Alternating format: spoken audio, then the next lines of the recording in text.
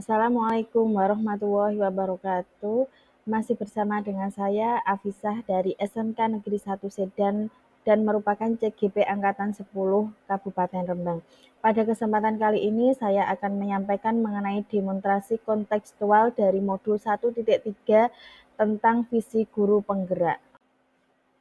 Sebelum masuk pada visi guru penggerak, kali ini kita akan membahas terlebih dahulu inquiry apresiatif. Apa itu inquiry apresiatif? Inquiry apresiatif merupakan upaya kolaboratif untuk menemukan hal positif dalam diri seseorang, dalam suatu organisasi dan komunitas dalam mengembangkan perilaku suatu organisasi yang dijalankan dalam suasana positif dan apresiatif. Pendekatan inquiry apresiatif atau EA di sekolah dapat dimulai dengan mengidentifikasi hal baik apa yang telah ada di sekolah, mencari cara bagaimana hal tersebut dapat dipertahankan, dan memunculkan strategi untuk mewujudkan perubahan ke arah yang lebih baik. Selanjutnya, agar dapat menerapkan pendekatan inquiry apresiatif, langkah apa yang dilakukan yaitu dengan metode Bagja. Bagja sendiri merupakan sebuah singkatan yang artinya B. Buat pertanyaan, A. Ambil pelajaran, G. Gali mimpi, C. Jabarkan rencana, dan A. Atur eksekusi. Pada kesempatan kali ini saya mencoba untuk merumuskan visi dari guru penggerak, yaitu terwujudnya peserta didik yang memiliki budaya positif sesuai dengan karakter profil pelajar Pancasila. Elemen atau dimensi dari visi tersebut ada dua, yaitu budaya positif dan profil pelajar Pancasila.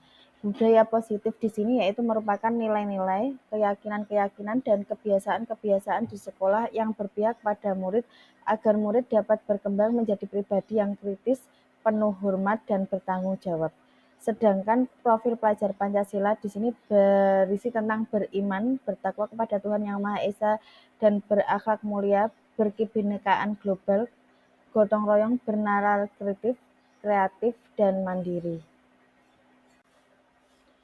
Selanjutnya yaitu pernyataan prakasa perubahan yang saya rumuskan, yaitu mengembangkan pembiasaan budaya positif melalui kegiatan sholat berjamaah di lingkungan sekolah untuk meningkatkan karakter akhlak mulia peserta didik.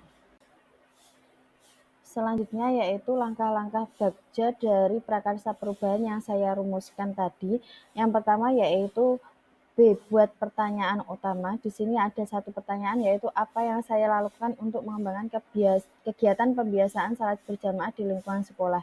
Sedangkan daftar tindakan atau penyelidikan ada 3. Yang pertama yaitu diskusi bersama dengan pemangku kepentingan sekolah atau kepala sekolah dan wakil-wakilnya. Yang kedua yaitu menjadi teladan bagi peserta didik. Dan ketiga yaitu kesiapan fasilitas sekolah atau sarana prasarana untuk mendukung pengembangan kegiatan pembiasaan sholat berjamaah di sekolah. Langkah yang kedua yaitu ambil pelajaran.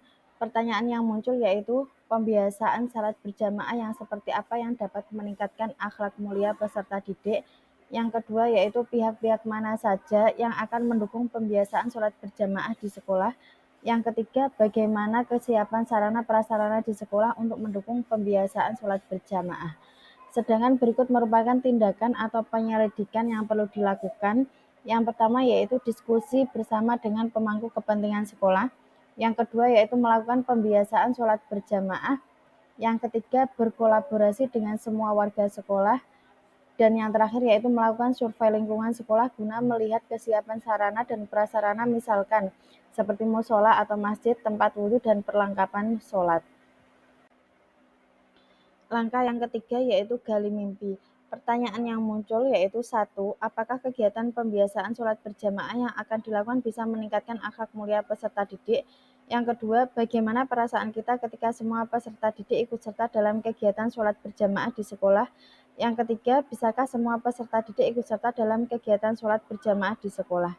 Selanjutnya yaitu mengenai tindakan atau penyelidikan yang perlu dilakukan untuk menjawab pertanyaan ada 4.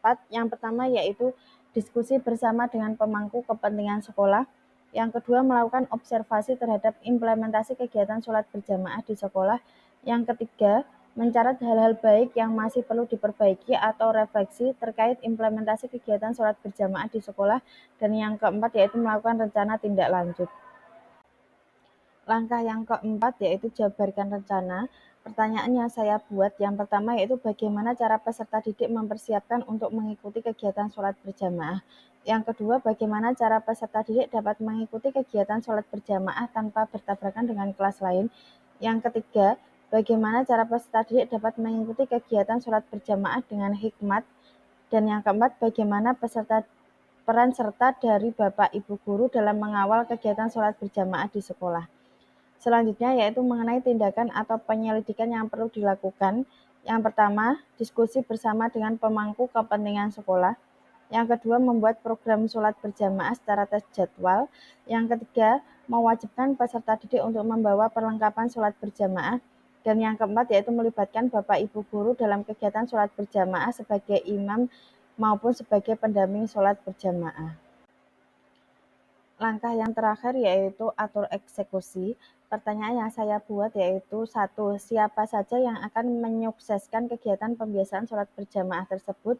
Yang kedua, siapa yang bertanggung jawab dalam memantau dan mengarahkan kegiatan tersebut? Yang ketiga, siapa saja yang akan terlibat dalam kegiatan sholat berjamaah tersebut? Dan yang keempat, kapan waktu dimulainya tindakan? Sedangkan tindakan atau penyelidikan yang diperlukan untuk menjawab pertanyaan ada 6. Yang pertama, diskusi bersama dengan pemangku kepentingan sekolah. Yang kedua, membuat tim pengembang pembiasaan sholat berjamaah di lingkungan sekolah. Yang ketiga, menyusun tugas tim pengembang pembiasaan sholat berjamaah. Yang keempat, mengkomunikasikan program sholat berjamaah di sekolah. Yang kelima, menyusun jadwal sholat berjamaah. Dan yang keenam, tim pengembang melakukan refleksi terkait pencapaian program sholat berjamaah di lingkungan sekolah. Demikian paparan mengenai demonstrasi kontekstual tentang visi guru penggerak. Terima kasih atas perhatiannya. Sampai jumpa pertemuan selanjutnya. Wassalamualaikum warahmatullahi wabarakatuh.